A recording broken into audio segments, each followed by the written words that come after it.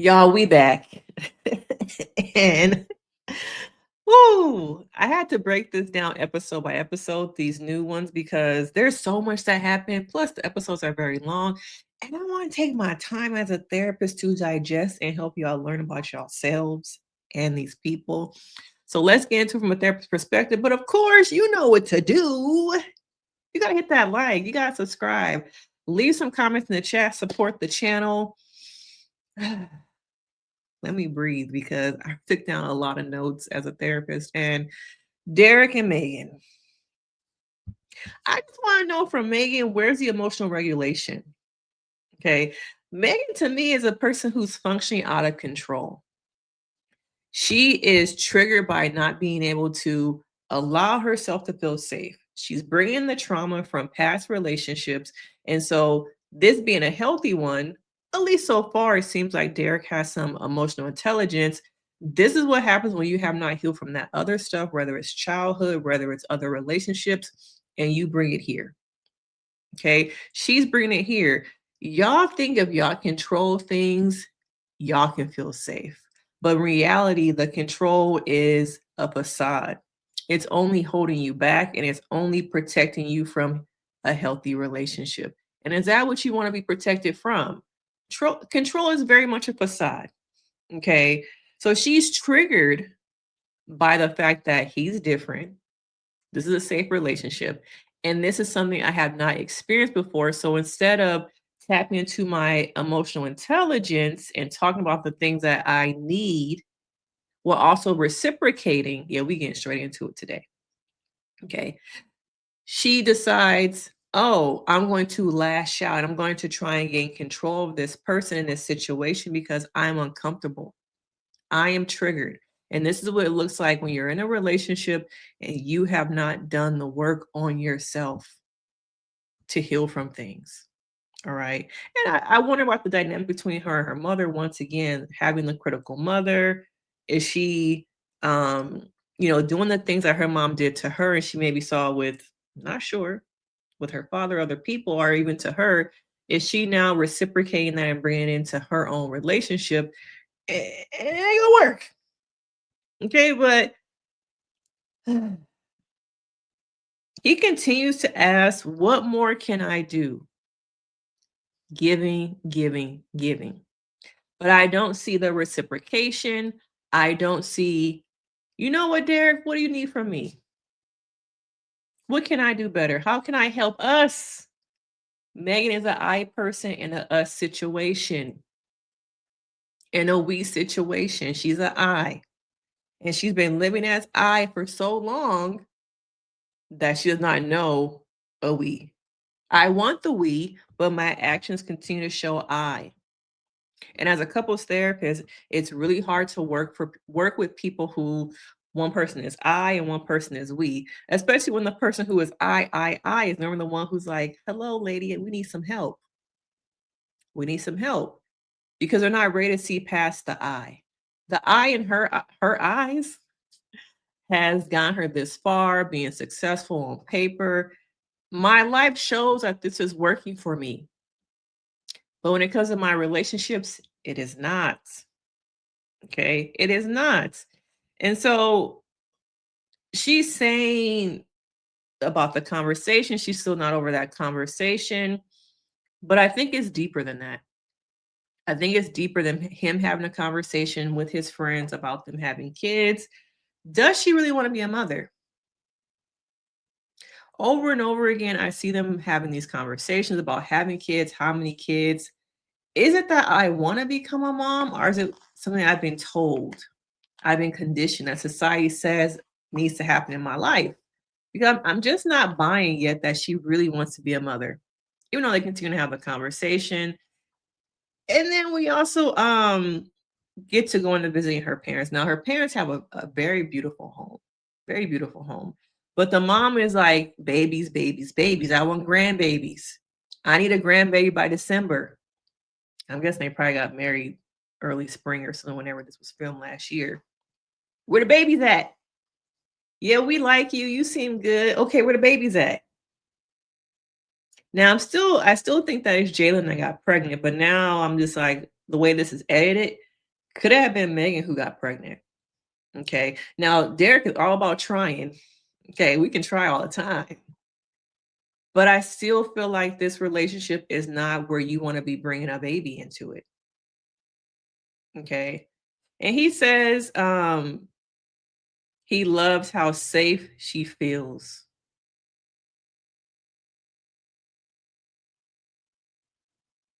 Mm-mm. Mm-mm. Is this safety? Is this what safety in a relationship looks like? Megan has a lot of issues. Okay. She's so focused on the I once again. Their communication. When it comes to physical connection, they got that. But when it comes to the mental connection, they don't. Okay. She overreacts. She's offended by every other conversation. And, she said, if you know me, you know I want a family. He don't know you yet, girl. He don't. I feel like a lot of conversations are prove yourself to me. Derrick is always proving himself, but he's always showing up. And once again, I don't see the same in response. And it's like almost like he's getting baited into some of these dynamics in these conversations, but she's so defensive. For once, instead of the men being red flags, we see a woman who's a red flag. Especially when it goes back to when she said, I feel ambushed right now. That continues to be a theme in their relationship. You're saying that, but you're the one ambushing. You're the one that's all or nothing. And so early on in the relationship, you're talking about kids, bringing them into this dynamic. It's not going to be healthy.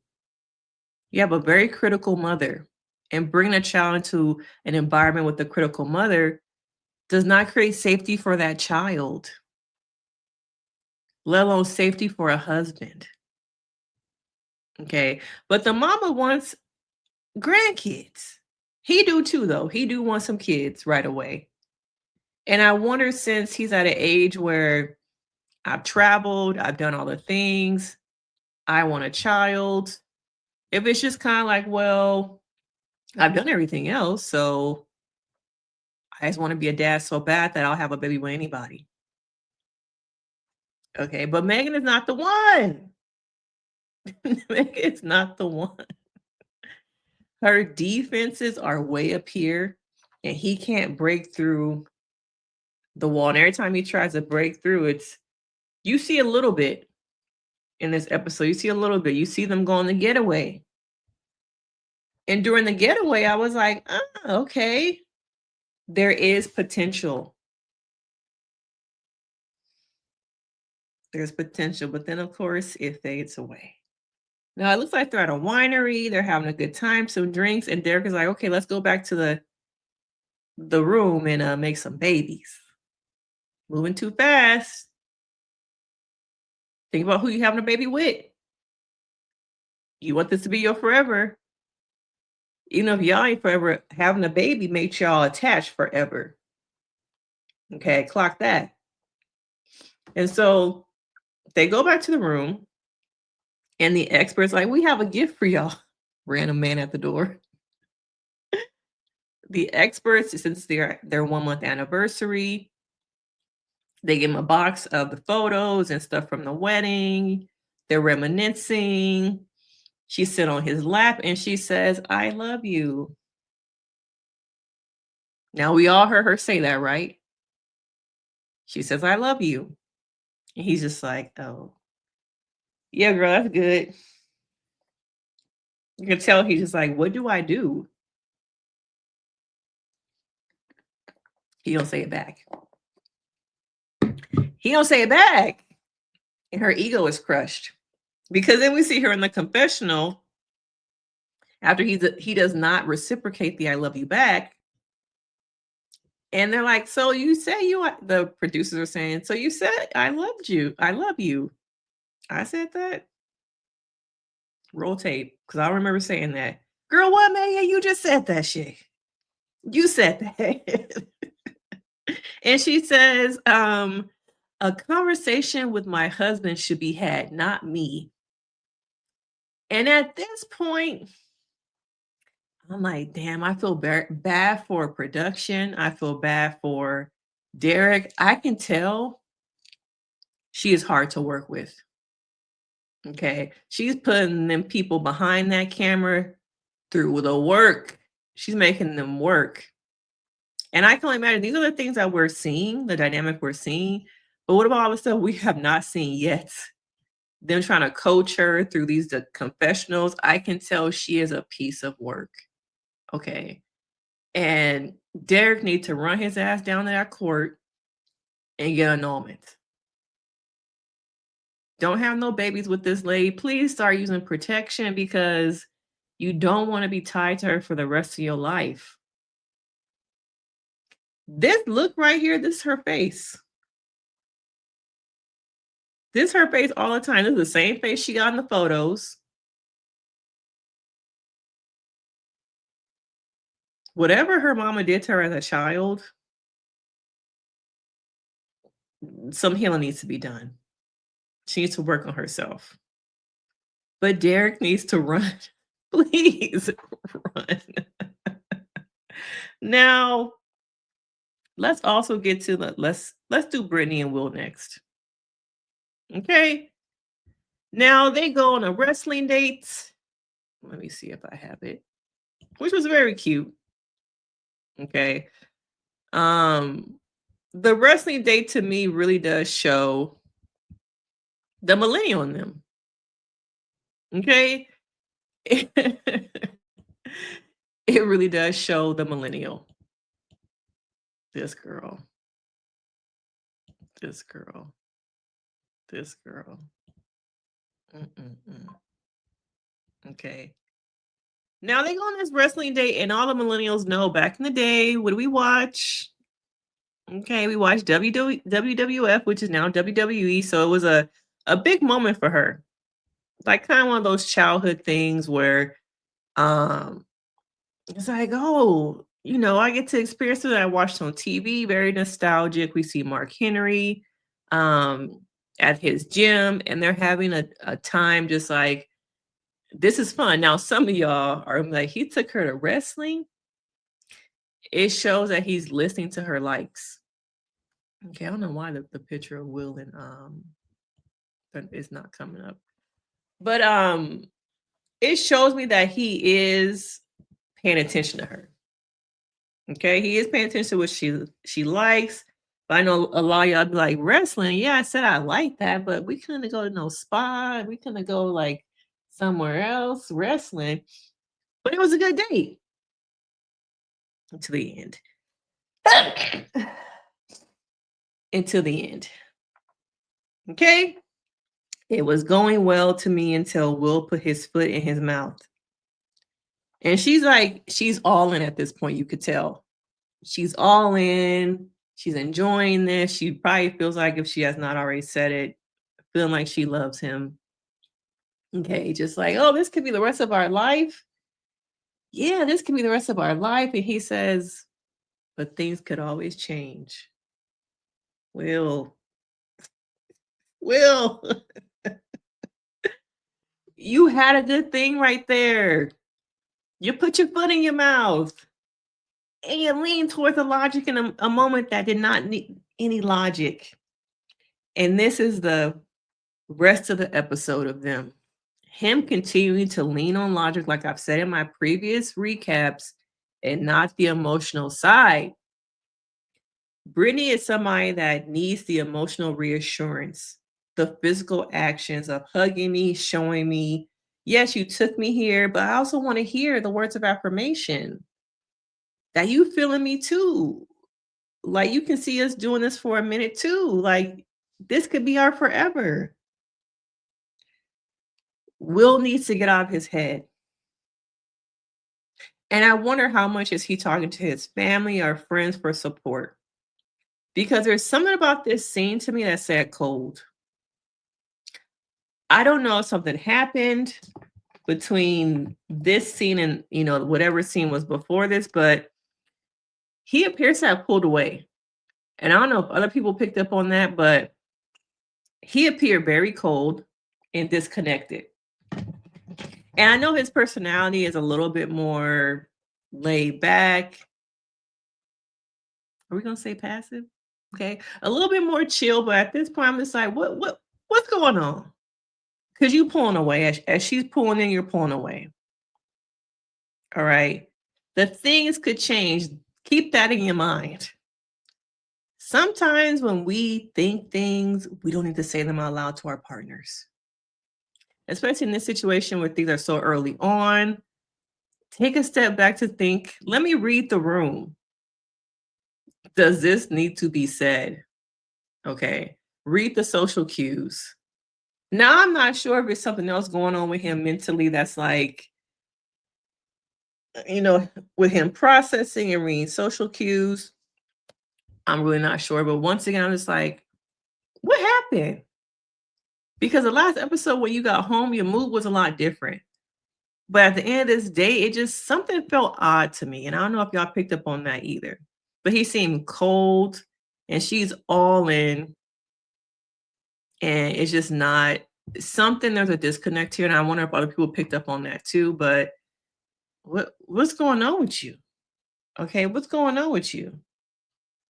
Now we also get to Rhonda and Paul. Rhonda girl. Rhonda, what's wrong with you? Rhonda, what's wrong with you? It's their 1 month anniversary, and he wants to watch the space shuttle lift off. Something he's very passionate about his whole life.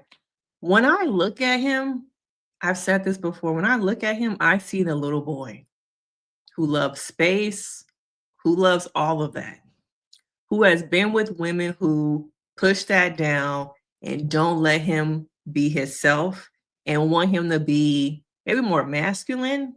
I'm not sure, but you could tell he's been with women who, oh, space, yeah, I don't want to hear about that. Okay, I don't want to hear about that. All right. But this is passion. And it's good to see, him just embrace that part of him and that little boy still inside of him that needs to be released. And I just don't know if Rhonda is the one to release it with. Okay. I just don't know if that's the person. Because Rhonda is always like me, me, me, me, me. Another person who's focused on I. He can't even, if she's having like a little bit of a moment, he can't even say like, well, this reminds me of when I was, here he go again talking about himself, because Rhonda needs to be the moment. Rhonda needs to be the center of attention. And if she's not the center of attention, see, he's talking about himself again. It always goes back to him. In a relationship, there needs to be room for both people's light to shine. And in order for Rhonda's light to shine, his cannot. And if it does, it needs to be dimmed a little bit because my house, me. I'm bringing you into my life. And I do wish that, we would see more of his life. I know he lives with his mom and he's doing caretaking.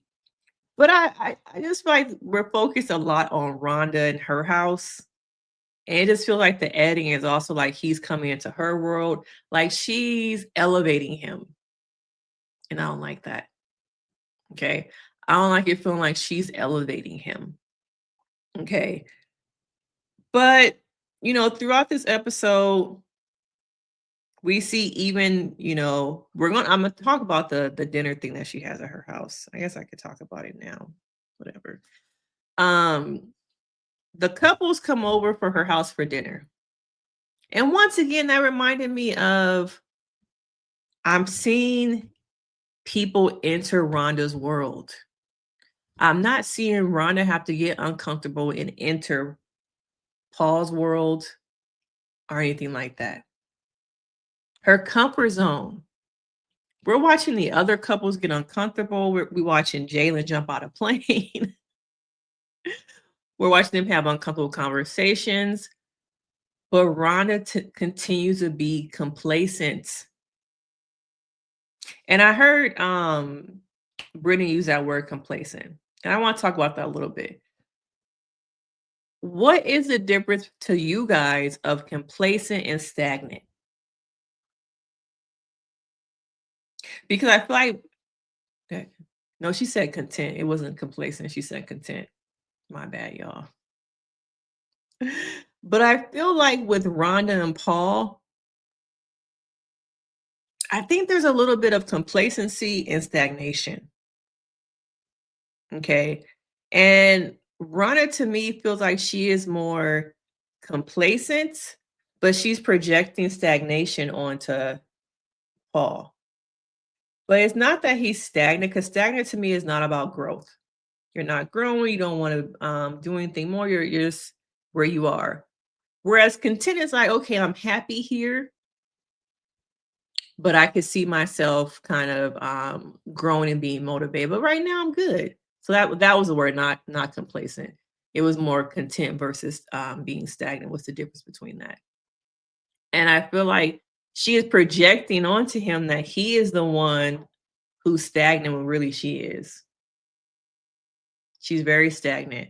And I don't think Rhonda has really had to change or grow in a long time. And I would love to see more of her relationship with her kids, because they know their mama, and they gave us a little bit at the beginning. But she just seems mad whenever he wants to do something for himself outside of her.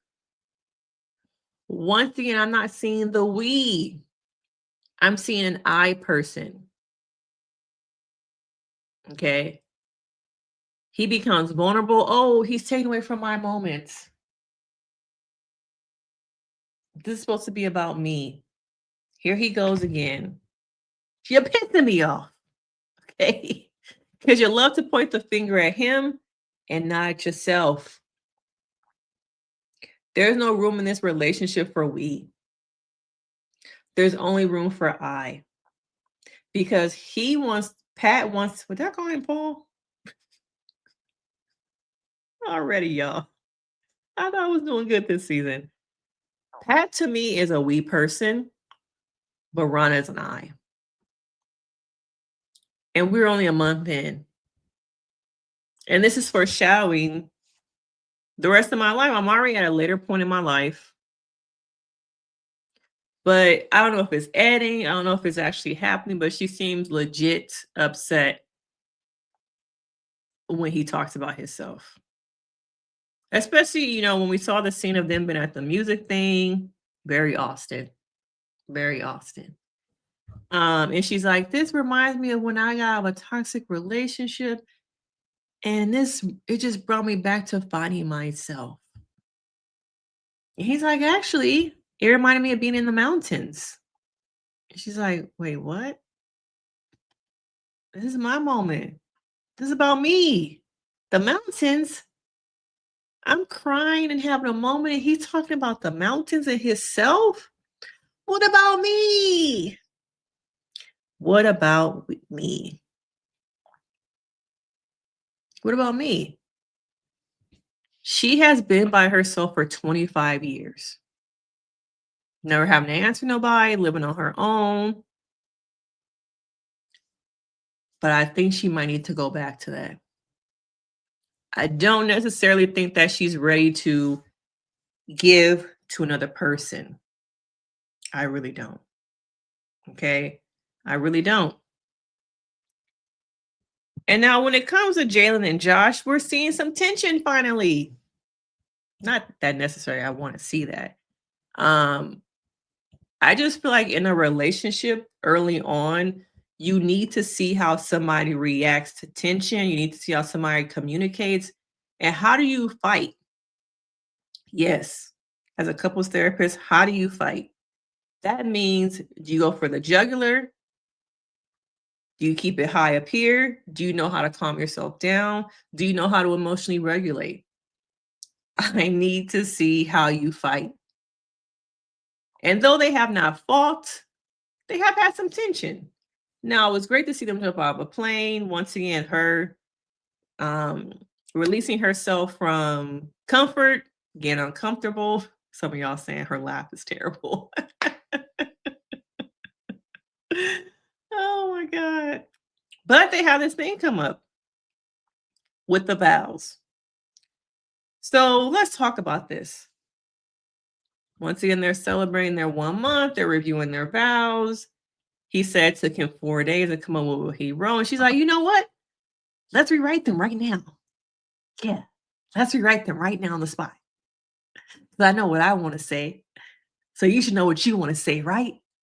Yeah, let me go get a pen and a paper right now. And so they start trying to write the vows, and he's kind of struggling. She's writing, I'm done. I'm done. He's like, oh, I haven't even written like one sentence. Like, what's wrong with me? Why can't I just come up with the vows? Like, what's going on? And he just shuts down. Now, there's a part of me that does not believe he wrote his own vows. Okay? That was where my mind went to. Oh, you didn't write this shit on your own. You had help. Nothing wrong with that. I'm like, did you really write them? Is that why it's so hard? The second thing for me was maybe he processes things differently and being on the spot, like he communicates later on the episode was not good for him. Maybe he just wants to move with more intention. And I just need some time to like kind of think about what I want to say, what I want to write. And that's where how in a relationship, you guys process things differently. And I see this often too.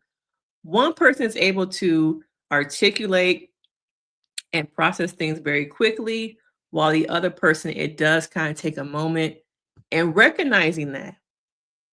And I love how eventually, even though they were still having tension, it felt like it was it the same, like maybe day, evening? They talked about it. This is what was coming up for me. This is why I was struggling. These type of conversations are very important. I think that it just shows how in the beginning of a relationship, you're getting to know somebody. And these are the parts I think as a couples therapist that people don't take the time to get to know. How do you show up as a partner when you're frustrated, irritable, angry? Okay. Do you talk about things? Do you sweep them under the rug? And I'm enjoying to see how they confront the issues. I say confront, but discuss and process the things going on in their relationship. Okay. But they're on the good track. They also have this situation about exes. Following exes on social media, a very nuanced thing that probably 15 years ago wasn't like a big conversation. But they go out with some friends, I believe his friends, and they talk about being friends with your ex on social media. She's like, it's a no go for me. But he's still following, I guess, an ex. I think this is an easy conversation to nip in the bud, but what happens when you meet somebody and they're still friends with exes? They still follow them on social media. Is that very much a black and white yes or no situation? Yes, it's okay. No, it's okay. No, it's not okay. Or is it, no, what's the dynamics of the relationship? For some of y'all, does it show the insecurity in a person if the new partner is not okay with you being friends with the old people? Do you sometimes have to choose the exes over the new person? It's a very good conversation to have. Okay. So I want to know what you guys think about that whole dynamic. All he has to do is just stop following the person. Okay. I don't think this is going to hopefully be a big issue. And if it is, I'm like, Josh, why is it such a big issue? Okay. Why is it such a big issue? Now, I want to get to the dinner thing at Rhonda's house. Once again, everyone's in Rhonda's space, making sure Rhonda feels comfortable. Okay. It's the Rhonda show. It's the Rhonda show. And her house is very beautiful. I wonder, would Pat move in? How is that gonna work? Because I think that's a good conversation. He's a caretaker for his mother. Some of y'all in the comments calling him what, a hobosexual. Y'all know what it's like to be at an age where your parents are getting older and they need additional help and support. You don't want to put them in a home. You still want them to have independence. Hell, maybe they still want their independence and don't want to give it up. All right. So to me, it's a good thing that he's like, okay, well, I'll just move in with my mom and help take care of her. Not expecting this whole show to happen or anything like that. But there's a lot of judgment about this. But this is a conversation where a lot of people, not just older people, but people also who are in their late 30s, early 40s, are seeing their parents get sick. Maybe it's not even their parents. It could be like their grandparents who are very special to them, be in a place where they need some caregiving and you don't want to put them in a home. So now your life has to be split up between maybe a relationship, maybe your career, and now also adding in caretaking responsibilities. But I think it's a whole like community and conversation that no one's paying attention to and no one's talking about. So all the couples come over to Rhonda's house for dinner, and I don't know if was this Rhonda on her own doing this, but they bring up the "I love you." Who said "I love you"? Most people are saying, yes, we've said "I love you." Yeah, we did that on the honeymoon. We did it when we first moved in. It just felt natural. And though I think Will kind of once again said, he even admitted he leans on logic. Okay. He talks about it from a perspective of like, okay, I kind of get what you're saying about you just learning things and you trying to figure it out. Um, but I don't know, Will, what's going on with you? You're very hot and cold. Will's very hot and cold throughout this episode. And then we get to Derrick and Megan. Okay. They're very much put on the facade that they're on the same page when they're not. They're not on the same page. But because they're trying to keep up with appearances, they're pretending like they're on the same page about saying, I love you, when they're not. They're very much not. Okay. It was good to see, Chad and Belynda talk about them saying I love you. Um, their coupling is very refreshing to me. Someone who's watched this show since the beginning, watched a lot of reality shows. I didn't watch The Golden Bachelor. Okay. But it's really refreshing to see just, I don't know, you're at an age where you don't have the energy to pretend.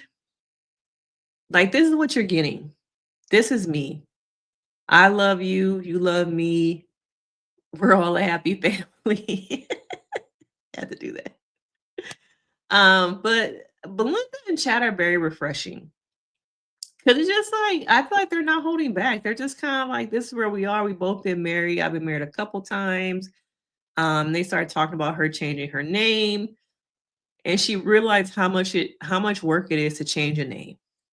Now it makes me think that in her first marriage, she must have not changed it. Maybe she hyphenated, and of course, hyphenating your name is not as much work. But when you're all in, you're changing names.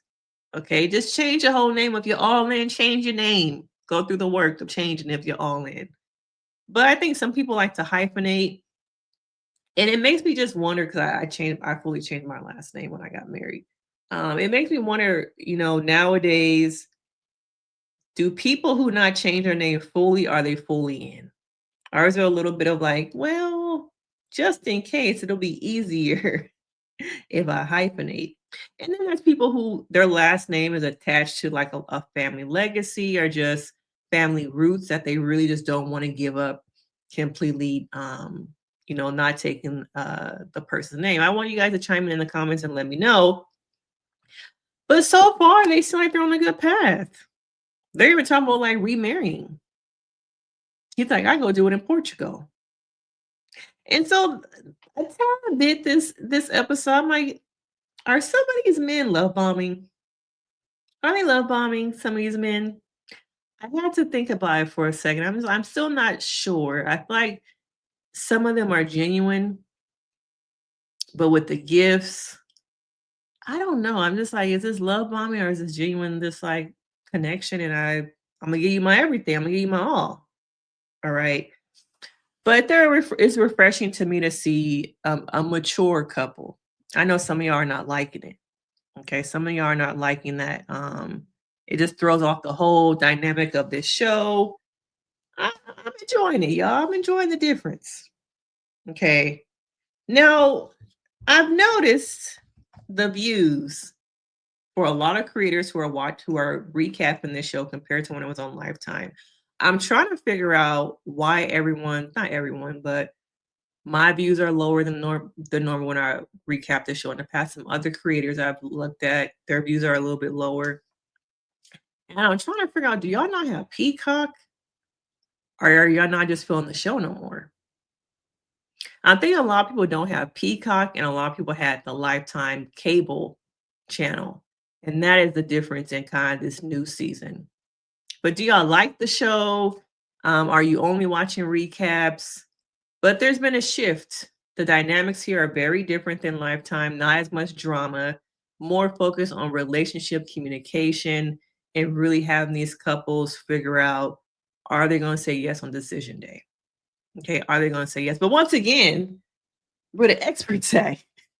Where the experts at? Y'all doing the same thing Lifetime did, just giving us little sprinkles of the experts.